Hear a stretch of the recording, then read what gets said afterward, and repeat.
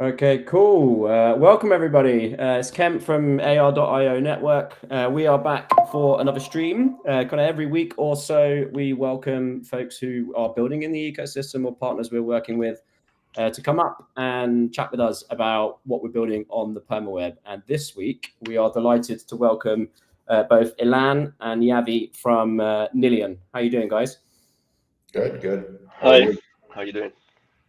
Yeah, very good. It's awesome to have you guys. We've obviously been sort of back and forth for quite a while, and we've already got the integration going. We've got some teams building on it, so it's exciting to kind of share the rest of it with the world.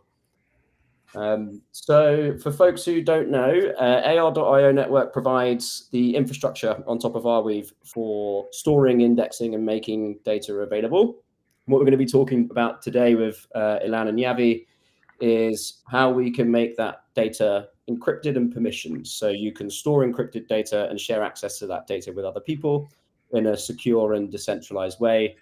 Arweave is agnostic to how you store data. So this has always been a kind of a recurring question for folks building in the ecosystem is how can I manage encryption? And even more importantly, and I think what's really interesting and novel about Nillion's solution is how you can manage access to that data. So that's going to be what we're talking about today. But Ilan or Yavi, I don't know who wants to take this, but if you want to maybe introduce yourself and then kind of give an overview of like Nillion at a high level, and then maybe we can kind of get into the what we've built together after that.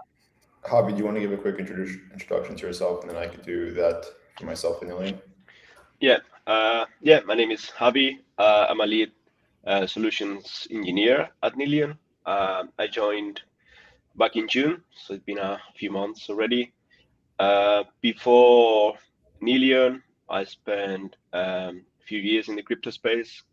I worked for a few L1s. I also did my own thing. I co-founded a no-code platform for Web3 application logic.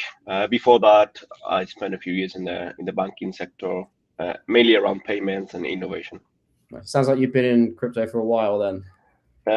Yeah, maybe since 2015. Yeah. Okay, you're way more OG than me, man. I was like, I was COVID times. I was just like bored with nothing to do and kind of going down rabbit holes. Okay, cool, awesome. I was the same as you, Kemp. Actually, I was during COVID, and Javi's like a real OG. He's been anyone like pre 2017, so he's kind of considered an OG in my head. But on my end, my name's Ilan. I'm the lead partnerships manager over at Nillion. I'm responsible for sourcing, curating teams, working with them after we reach some type of agreement to build on Nillion and walk them through the process, introduce them to anyone at Nillion that needs their help. Previously, before joining Nillion, I worked at Fireblocks, so a large self-custodian player in the space for institutions. It was very cool. I was very grateful for being there, but at the end of the day, you're just trying to convince institutions to self-custody their own different digital assets, which comes with a lot of red tape at times. It was amazing, but I always thought privacy was kind of that 0 to 1 moment in crypto, or can lead to like that 1 to 2 moment in crypto, and was lucky enough to join Nillion. So what is Nillion? Nillion is creating what we call humanity's first blind computer. Now, we say this because we're leveraging different privacy enhancing technologies in order to achieve something that we call blind computation. What blind computation is the ability to run compute on something or a piece of data and ensure it remains private throughout its entire life cycle when it's being stored, when it's being in transit, and when it's being processed as well. Across many different verticals such as AI, healthcare, finance, if any data were to leak, that would be obviously of huge implications. So with blind computation, you're able to run the computation in storage without it ever being released, or have it be done encrypted for certain steps and private in other steps. Now, in regards to Nillion's offerings, we're using multiple different privacy enhancing technologies in order to achieve this.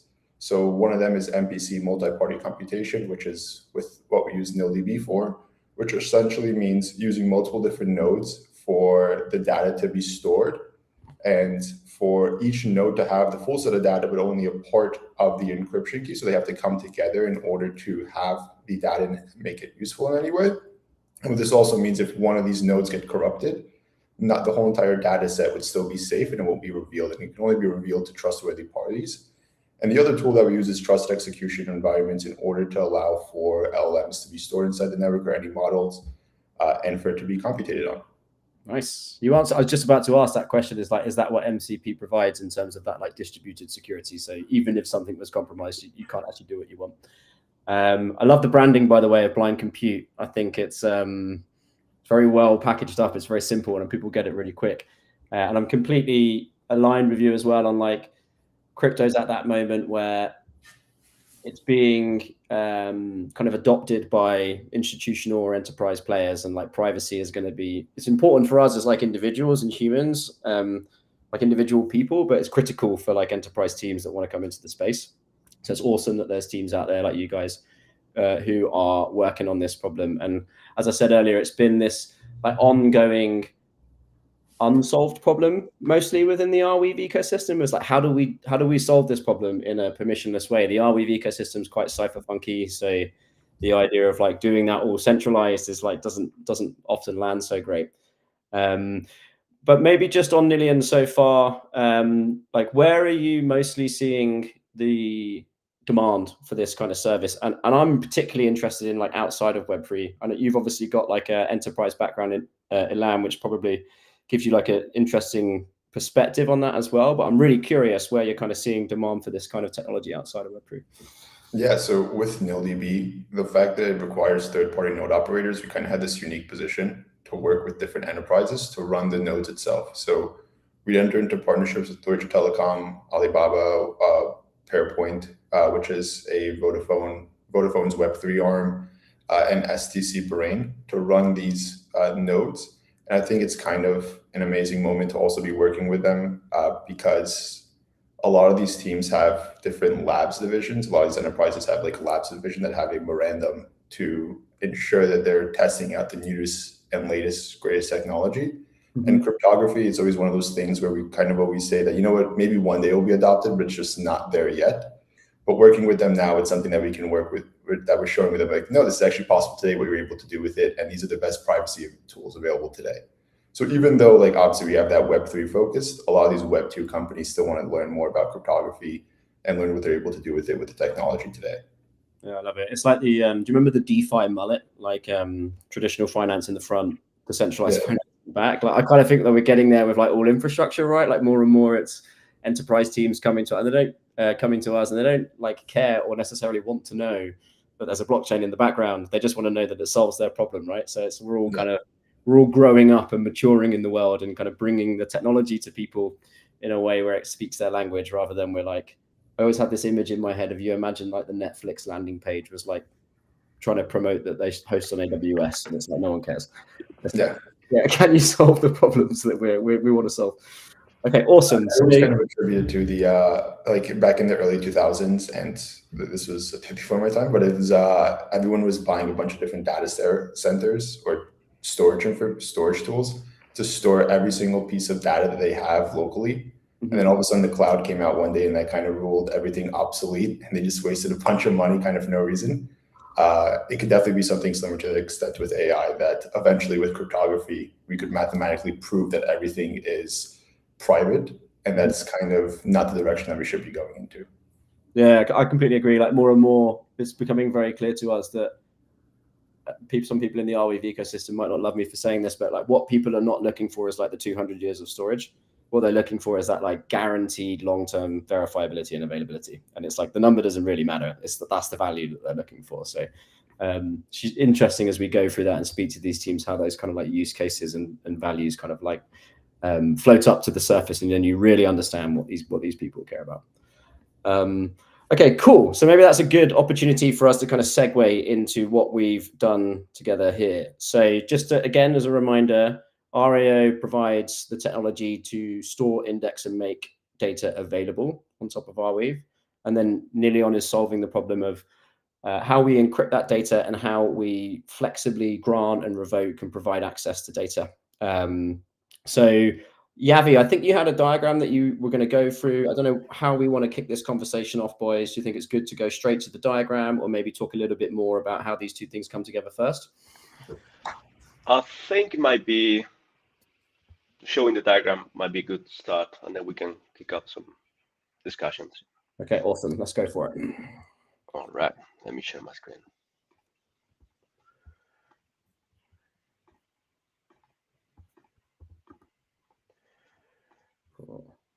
You can see, yeah.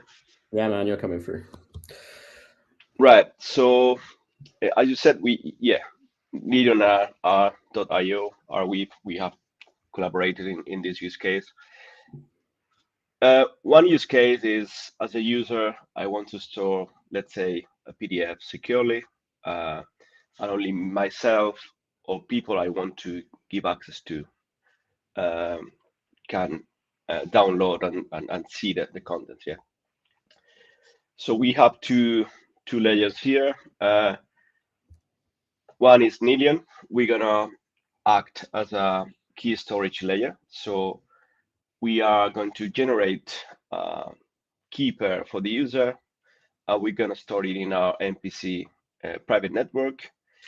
The nice thing is we can choose nodes as they suit our use case, right? So we can choose nodes by geolocation, or we can choose nodes for, I don't know, best reputation or best uptime. Or the other thing is we don't need all of them to be up and running at the same time. We can allow some downtime, which in real life happens, right? So Yeah. we could store our secret or private key in 4 nodes, but only require 3 of them to recreate the private key. And is like an equivalent that a developer might know already? Might be like this is like a distributed version of like AWS's key store and like how they manage. Correct. Yeah. So first thing, we generate a key pair for the user, and then we want to encrypt and store that file, as you said, in a storage where it can last forever, and it can be verifiable and available for us to download the content. So we are going to encrypt the contents of that file and upload them to Arweave. We are going to upload it in an encrypted way. So although anyone can see that file, the contents are encrypted. So in reality, no one can see the contents of that file. One thing we haven't mentioned yet is Nillion isn't just like a key store, right? We have a permissioning layer on top of it. So each document has an ACL list. So you can decide if you want to give a third-party access. You can decide if an access is just read or read and write or execute. So you can be granular about that access. On top of that, we use what we call NACs. I don't know if you guys are familiar, but those are UCAN tokens. So it's like a kind of a JWTs. It's a new standard that it's very powerful because you can define, you can be very granular about the access you provide to the other side. So NACs are like tickets that give you access to some resource for a period of time to do some specific action. If I'm thinking like as a traditional designing a traditional system, this might be the equivalence of like row-based access control for a database. Like I have this data set, but I want to give Yavi access to these specific files for this specific amount of time or whatever variables we want to put in. Yeah, that's exactly it. So I could give you access to my document, but I could give you a ticket that allows you access for the next 30 minutes. And I might want you to access just not the whole document, but 3 fields in the document, right? So you can be super granular about the access. I didn't realize you could do that. That's awesome. And I think you said UCAN. Is that like I'm kind of like quasi technical. Is that like a standard that's like known in the industry outside of crypto, just in technology generally, or? Yeah, I mean it's fairly new, but it's a W3C standard, and I think it's been more and more used lately. I think it's used a lot in the Web3 space. Yeah, maybe a bit less in the Web2 space, but I mean, it can work with any technology. Okay, awesome. So if I'm using Nillion alongside RAO, Nillion sits in the kind of the middle, right? before you upload, and I would encrypt that data, and then the keys for that data are stored in Nillion, and who has access to decrypt using those keys is what we were just talking about based on this sort of permissioned list that we can create on the user and the granularity of their access controls. That's correct. So I, as a user, I own the data, right? I own the private key contents. But I could also provide access to third parties, as I said earlier, to be, I don't know, if you need to see the contents of my PDF, bank statement, or whatever, I can give you access for the next 2 minutes, and you can recreate that key, decrypt, and see the contents of the file. Nice. Yeah, that granularity is really interesting. I didn't realize that was possible with this. That opens up a bunch of different use cases. There's sorry to diverge a little bit. There's like a legal document team that we're working with that I think could find that like specific functionality pretty interesting. Of like, this person in the process of signing this document needs access now, but they're not going to need access at a later date. That could be really cool. It's really cool because it's like adding programmable privacy to an amazing storage solution already, which is Arweave. And with this, you'd be able to add functionalities on top of it. Like, I know you and I were joking around when we first started talking about, like, it's very easy to say like, oh, these are two competitors. They're just two private storage. These are two storage providers. And it's so easy just to view us as competitors, but it's not necessarily the case at all, because we only work with high value data. So data that has to be secured. And with this, adding programmability on top of other networks through the use of storing keys inside the Nillion network and choosing who's able to have delegate access to it and have the functionality to it. I think like DRAD's an amazing example of it, because they have a need where they have enterprise customers that want to purchase data and that want to purchase some of their data, but they want to still store it in Arweave, but have it private so they can only choose who has access to it, without having a manual process of having to give them the data every single time someone buys it, and just takes up a bunch of time. So through the use of both our networks, able to store it, encrypted, stored in Arweave, and then choose who's able to get the private key or the decryption key inside Nillion when they achieve different items, such as paying for it or maybe using it for next month. Yeah, I couldn't agree more. It's like I had this interesting. I always have these interesting conversations with our like database and gateway architect, where it's like you can like theoretically build anything, right? But like you have to make choices on A, what you should build, and B, what you're like best positioned to build. So like in theory, I guess we could have like built towards something like Nillion, right? But we're expanding the like problem space that we're working in so broadly. I think it's a lot better to have this kind of like setup where each individual layer is like highly focused and highly optimized for solving that problem, and kind of like bringing these two things together. It's like how you think about how DeFi became composable, right? Like Aave is good because it solves one problem like really, really well, like, and your assets are like touch wood safe. And then there's like Uniswap that solves the swapping differently, right? And you can tie these two things together to create a more fully fledged functionality without trying to like solve all of the problems yourself. Yeah, and funny thought this came to my head. All these teams, some teams are trying to achieve like cross-chain DeFi or something to that extent. We're achieving cross-chain storage. Yeah, that's completely agnostic, right? Although I think you guys recently migrate to an L2 as well? I think you launched relatively recently. Yes, there's going to be more talks about it, but we're leaving Cosmos, which is our native token. But we actually have two networks. So the first network is Nilchain, so it's used for payments and coordination to our other network, the PetNet, the private enhancing technology network. So it's like the different tools. That's a nice way to kind of frame it all together. Yeah. And with this network, it's actually technically off-chain. Because even though it uses decentralized setups like MPC, there's no on-chain component yet. There's something coming soon with it. And then with the ability to pay in the form of nil tokens and have coordination done as well, just to make sure everything's working in the PetNet itself. So we're moving the nil chain away from our Cosmos chain to another EVM asset, which we have a lot more information about it soon. Okay, cool. I hope I didn't like. No, it's fine. Yeah. But if anything, I actually caught myself. There's going to be I don't want to speak too much on it, but there will be something a bit later on revealed, and I didn't want to catch myself not to reveal it at this call. So yeah. Yeah, it's difficult when you know things right now in public yet to not reveal them.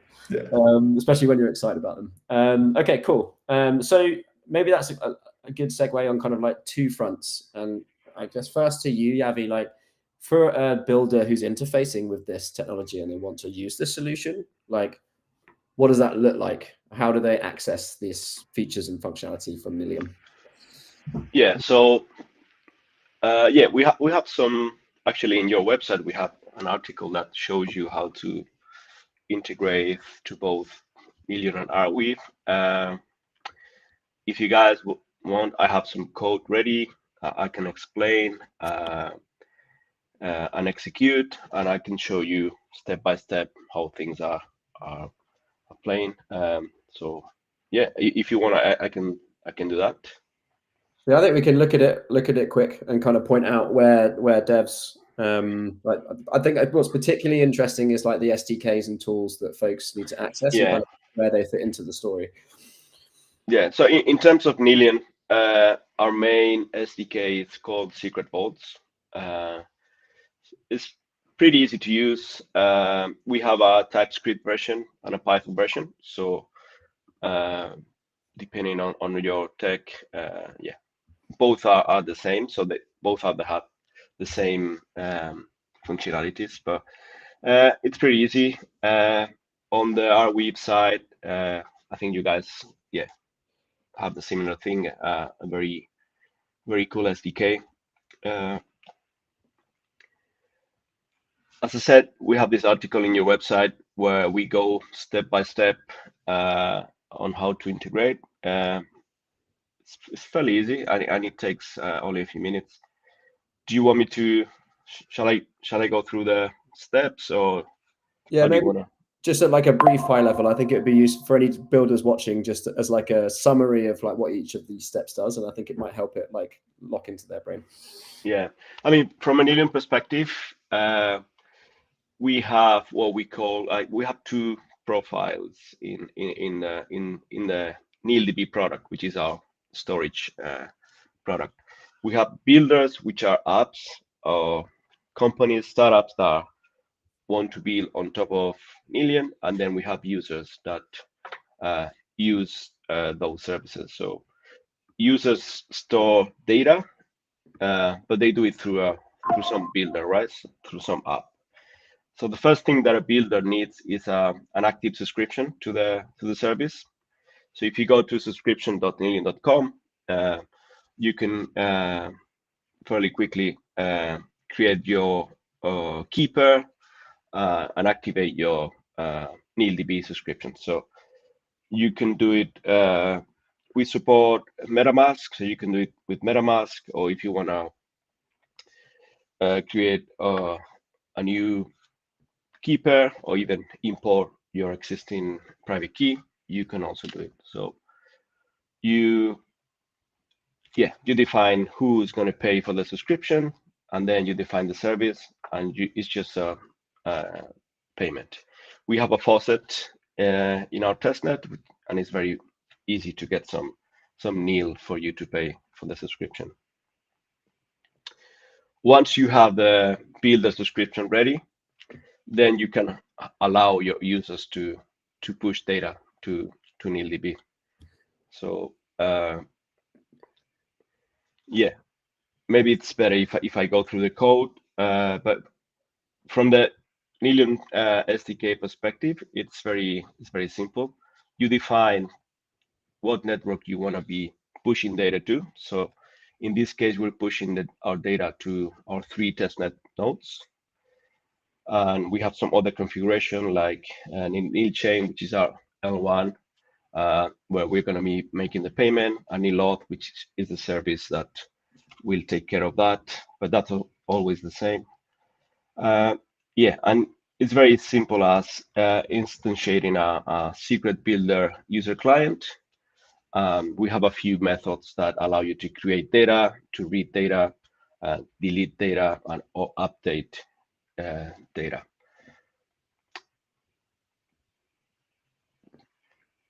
And it's that's like the setup process, right? To get us configured so we can do the encryption, decryption, and set up the stage for the access control in the future. And that happens in front of uploading it to Arweave, and then that's where in comes the Turbo SDK from us, right? And you're basically sending the encrypting package and some metadata along to Arweave.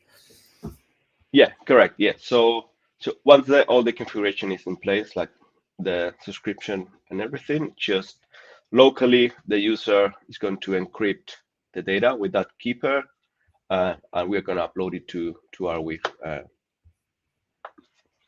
Awesome, nice. Yeah, I've been through this guide myself. It's really like pretty easy to follow, I think, and we've got some reference code in there too.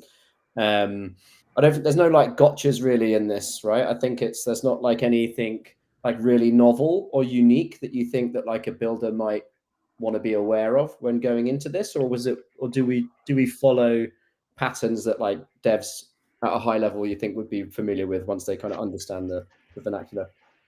Yeah, I mean, from a builder perspective, it's pretty standard.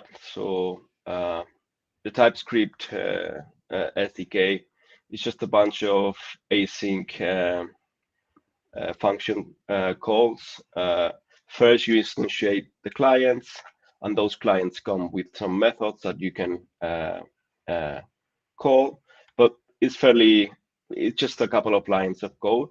Once you instantiate that client, your read data, write data methods are available, and it's pretty straightforward. Nice. And we've got Gerard apparently in the audience backing us up that it is easy to use. Yeah, I believe that their integration was super fast. I think the team is really good. So maybe they can certify that it's pretty straightforward to integrate. Yeah. It's a good thing it came from DRED too, because they were the first team to integrate it. So any hiccups or anything to that extent, they would have found it, because it's an amazing team. Yeah, and Najat there is great. There's this really cool dashboard of data being. You've seen this dashboard. I don't know if Najat would want me to share it. Maybe he can say in the comments. But we're coming up on time a little bit. But we have this like really cool dashboard that shows like millions of data packets going to Arweave through Gerard. So keep an eye out for that, because I suspect Gerard Network will probably make that public pretty soon. But yeah, we'll make sure to put a link to these docs in the notes afterwards, so folks can go and find it really easy. You can come to us if you get stuck in our Discord, and I'm sure the same's true for Nillion. But maybe, guys, I think we've given like a good overview of kind of what the tech does. We've mentioned Gerard a few times. So for folks that don't know, Gerard Network, they are a deep-in project that that have hundreds of ground stations for tracking flights around the world. And what they're doing is they are storing data, both encrypted and unencrypted, on Arweave. So it's like low fidelity data on Arweave that anyone can access, like researchers or just anyone that's curious about like flight data. And then they have much more high fidelity data that they're storing, which needs to be encrypted because they're selling access to it through an enterprise API. And it's this point here where the Nillion solution has been really useful, of being able to continue to store that data in a decentralized and permissionless way, but then provide these sort of decentralized and permissionless way of granting access to that data when people want to pay for it. And you said that they're first to use the integration in LAN, right? And I think they're now one of the top 3 or 4 uploaders to Arweave as well. Nice. Yeah, I think they were the first team to integrate it with it. And the job was just amazing. I mean, usually when you work with like certain teams, like you right away think like, they just ask you sometimes questions like on a consistent basis, and that kind of gives you like reassurance, like, they're actually going through the docs and they know, and anything that's coming up, we're able to answer and help out with. But he was just so on the ball. He didn't ask any questions, and he just did the integration itself. And then one day he just messaged us saying, "Yeah, it's done." I was like so shocked to see that. It's amazing. I have this I love him. He's great. And I have this, sometimes I get this anxiety of like where teams are at in terms of their integration process. And like I had this with Najat, and then every time he just comes back, he's like, "Yeah, man, I built it. Here's like a link. Go and look at this." And I'm like, it's amazing. Best kind of people to work with. But I think that's great. Yavi, was there anything else that you wanted to share, or we? I can execute some code and see where things are stored if we have time. I don't know if it's necessary. I reckon folks maybe should be able to grok from what we've showed so far. Okay. And we always have the worry of the demo gods, right? If we start executing code, we might do something silly, and we're here trying to fix it for 20 minutes. All right. But yeah, this really for Arweave opens up like a whole bunch of different use cases around that just weren't possible before. Like you could in theory store encrypted data and decrypt it, but you would have to manage it off chain your own way. So like allowed for the first time with Dorad for someone to be like selling access to data stored on Arweave, which for us is like a really big unlock. And then I know that we're speaking to like a few other groups and teams in the sort of our shared ecosystems to try and see where else we might see this apply nicely. Alana or Yavi, I don't know if you've got any like thoughts or perspectives on kind of use cases that might be like really interested to see this applied into that you've kind of been thinking about. One of the first things that always comes to mind is a lot of teams in DeepIn always talk about how do we sell the data and how do we work with different institutions that actually want to purchase the data. But a lot of the times, because sometimes they're using storage solutions that don't have like that native permissioning tool on top of it, they sometimes have to build, I don't want to say a janky setup, but sometimes like not the cleanest.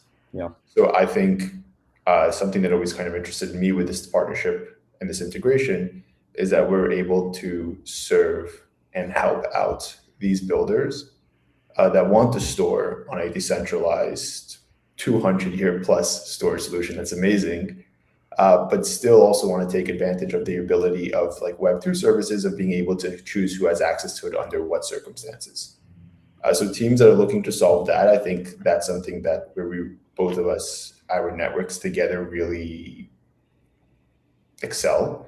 And this is what the integration enables, is the ability to easily choose who's able to have access to this data under what circumstances. And as Javi mentioned before, you can get incredibly granular with NilDB through the different permissioning layers. And it just adds more options to the end builder to determine how exactly they want to configure and set it up.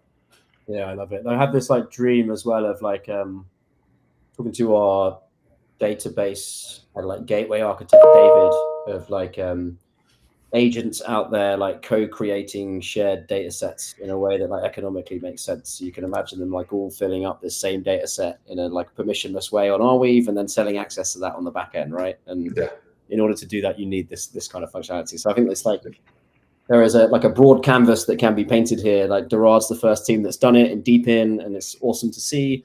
I think there's definitely lots of other teams in DeepIn that could benefit from it. And then there's all of basically any use case where you want to grant this control in a flexible way. It really kind of changes what's possible on Arweave. I think the only other thing that I would probably want to clarify is the actual requesting of the data from Arweave and REO gateways still happens in the same way, right? It's that Nillion is kind of that intermediary layer of like encrypt, handle the access control, put it on Arweave, and then you still pull that data from REO gateways. So you still get that like decentralized access story on top of decentralized data too. And then Nillion again solves that kind of decentralized encryption and access control. One thing that we didn't touch on, and I wasn't sure if it's in your diagram, Yavi, was the ability to securely. In your diagram, are we like giving people access to the keys to decrypt the data? Or I also know that you guys have confidential compute, right? So in theory, you can do the decryption inside the confidential compute, and then the whole thing is like permissionless and encrypted.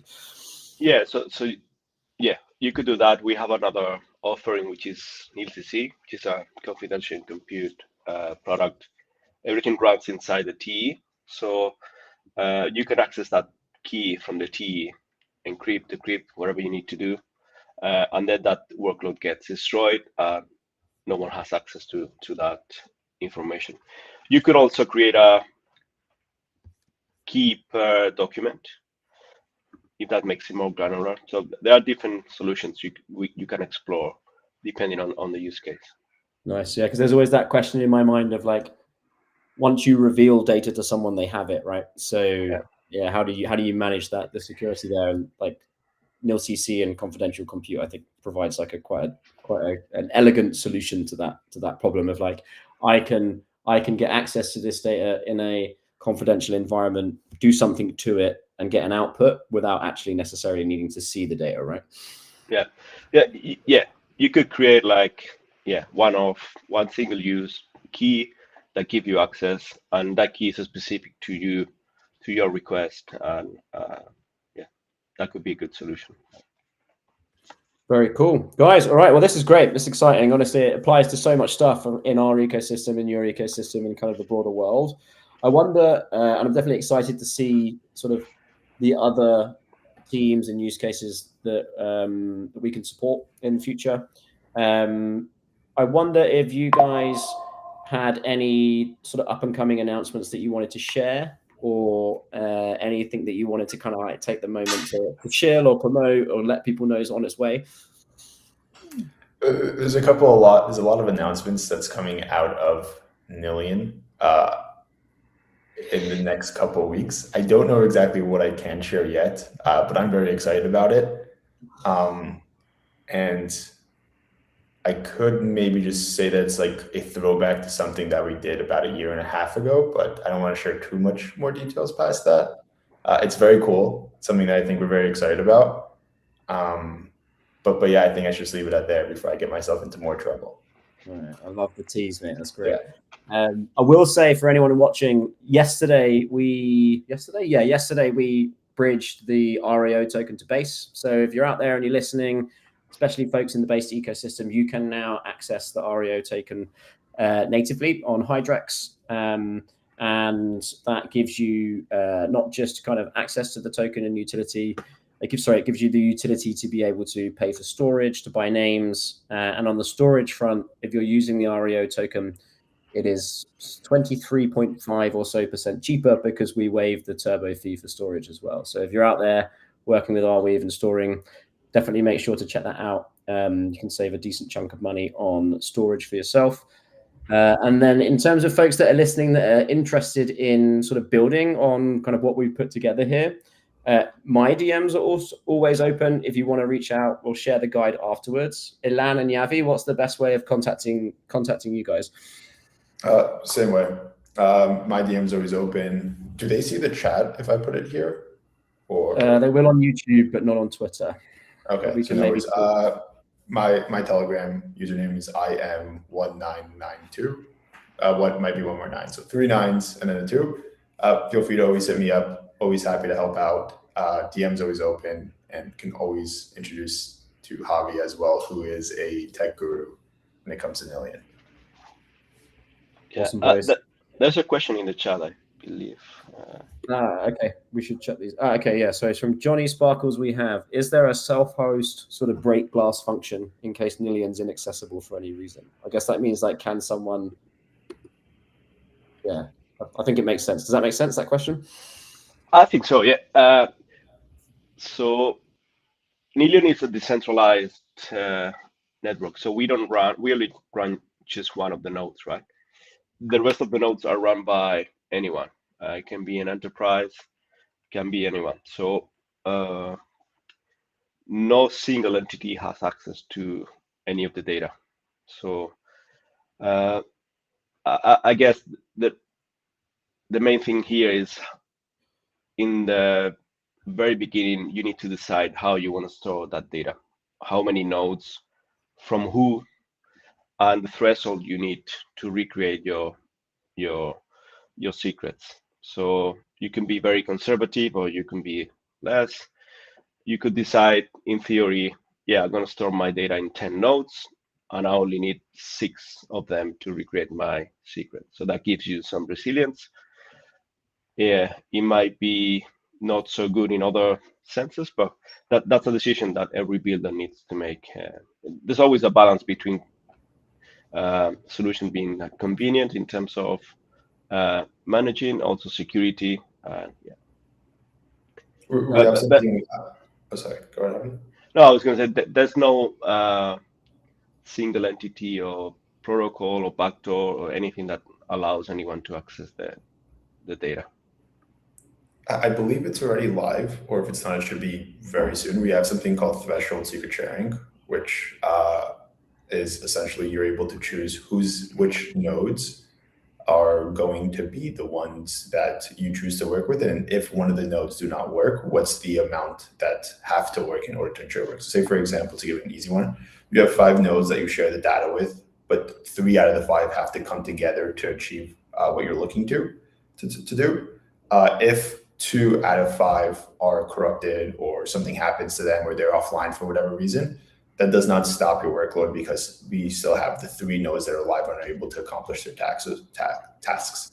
So it's just fail safes on top of fail safes and ensuring that if one of the nodes aren't reachable at the time, you're able to configure it in a way that you see best fit and achieve whatever you're looking to do. Nice. Yeah. So like the redundancy comes from like the distribution across the nodes and how you configure it. Yeah. I would say also we have 2 ways of storing the data. We have what we call cluster keys, which is just a simple secret sharing. We split the secret into multiple parts, and we store each part on each of the nodes. If all of the nodes came together, they could recreate the secret. But there's another type of key, which is a secret key that adds an encryption layer on top of that. So even if all of the nodes come together, they will not be able to decrypt the data. Yeah, they can't collude to like get access to. Yeah, that's interesting. And I know you guys, the node set is permissioned at the moment, right? And you've been careful about who you've selected with that because of like the problem that you're dealing with. But like, what is there a plan to expand that node set in the future to make it permissionless, or how are you thinking about that? I can't share too much on this yet, but something will be revealed soon. Yeah, so I hate to tease and push it down the line, but I can't share too much yet publicly. Okay, no worries. That's good stuff. Cool. All right, guys. Well, I really appreciate you coming on. It's been awesome working with you guys. As we said, if you want to reach out to either of us about building on top of this solution, you can reach out to me in the DMs or Alan in the DMs. Should both pretty responsive, I think. We try and be nice guys. We try and be helpful. And then anything that we're not smart enough to solve, we can bring in Yavi or others who are a lot more technical than we are. But we're really interested in talking to anyone who's interested in kind of building in this space. Do get in touch. Any parting remarks, boys? Or no, I think you said it best. It's been an amazing journey, I guess, working with you guys. You guys have been super helpful. I remember when we first created the doc page itself, you guys took a stab at it the first time, and I was like, Javi, we have to help out here. I feel so bad if we're not doing something. Like, these guys are so amazing to work with. If we don't do something right now and show that we care about it as well, it might not be the best look. So you guys have been amazing to work with. Anything that we can help out with, please let me know. And my DM is always open if I can, and I can connect you to Javi if anything technical arises.